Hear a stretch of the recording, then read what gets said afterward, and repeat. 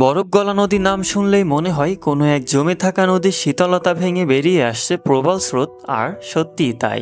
জহির রায়হানের এই লেখা উপন্যাস আমাদের দেখায় জমে থাকা সমাজের অবহেলা, দুঃখ, প্রেম আর সংগ্রাম কিভাবে গলে গিয়ে প্রভাবিত হয় জীবনের নদীতে।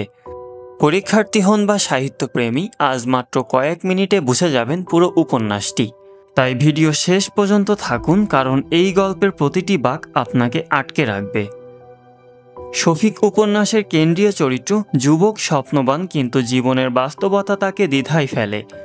মার্জিয়া নারী চরিত্র, যে ভালোবাসা, আত্মত্যাগ আর সংগ্রামের প্রতীক। সেকেন্ডারি চরিত্ররা পরিবার, সমাজের মানুষ এবং কিছু বন্ধু যারা কাহিনীর মোড় ঘোরাতে সাহায্য করে। বরফ গলা নদী নামটার ভেতরেই একটা আলাদা আবহাওয়া আছে।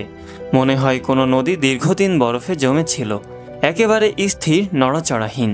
কিন্তু একসময় সেই বরফ গলতে শুরু করেছে আর ভেতর থেকে বেরিয়ে আসছে জীবনের প্রবল স্রোত। ঠিক তেমনই এই উপন্যাসে আমরা দেখি মানুষের আবেগ, ভালোবাসা, দুঃখ আর সংগ্রাম, যা সমাজ ও বাস্তবতার বরফে জমেছিল, তা একসময় গলে গিয়ে নতুন স্রোতে পরিণত হয়। আর এই স্রোতই আমাদের জীবনের প্রকৃত শক্তি।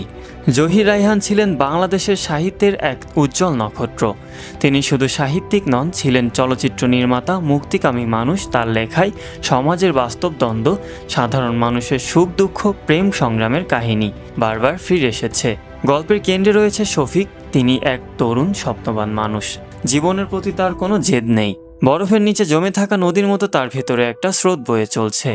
শফিকের জীবনে প্রবেশ করে মার্জিয়া। সে শুধু একজন নারী নয়, বরং এক আশ্রয়, এক অনুপ্রেরণা। মার্জিয়ার উপস্থিতি শফিকের জীবনে যেন নতুন আলো এনে দেয়। তাদের সম্পর্কে খুব সহজ নয়। সমাজের চোখে, পরিবারের বাধায়, বাস্তবতার চাপ তাদের সম্পর্ককে জটিল করে তোলে।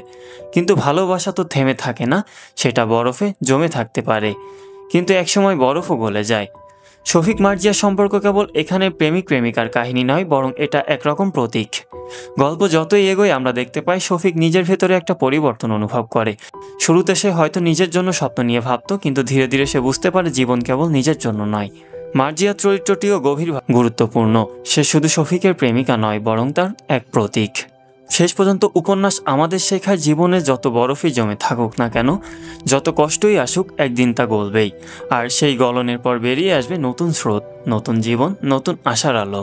আপনার কি মনে হয় সমাজের অবহেলা কি শফিক আর মার্জিয়ার প্রেমকে চিরকাল আটকে রাখতে পারত, যদি তারা ভেতরে ভেতরে এত শক্ত না হতো? আপনার মতামত কমেন্টে লিখে জানান। আর হ্যাঁ, ভিডিওটি ভালো লেগে থাকলে লাইক, কমেন্ট আর সাবস্ক্রাইব করতে ভুলবেন না, কারণ এই চ্যানেলে মাত্র কয়েক মিনিটে আপনি পাবেন সাহিত্য জগতের সেরা রত্নগুলো সংক্ষেপে, পরীক্ষার আগে ঝালিয়ে নেওয়ার জন্য একদম উপযুক্ত। ধন্যবাদ।